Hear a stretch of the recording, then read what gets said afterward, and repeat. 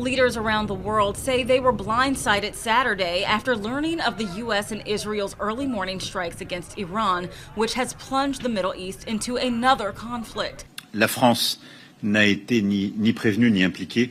French President Emmanuel Macron saying France was not made aware of the strike ahead of time, just like, quote, all the other countries in the region.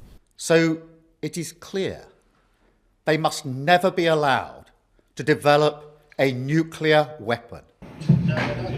British Prime Minister Keir Starmer condemned Iran for responding with strikes on nearby partner countries that are not involved in the conflict. He says British forces are carrying out defensive operations in the region to protect its interests and those of their allies, while calling for de-escalation.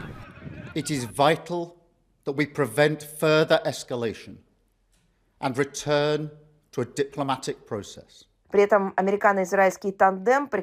While Russia urged the U.S. and Israel to stop their strikes immediately and return to a, quote, path of political and diplomatic settlement, as Moscow continues to rely on Iranian drones to unceasingly bomb Ukraine. The U.S. strikes on Iran come as the two countries were in the middle of negotiations to end Iran's nuclear capabilities, a process Oman's foreign minister appeared optimistic about just Friday, as the country has served as a mediator between the two sides.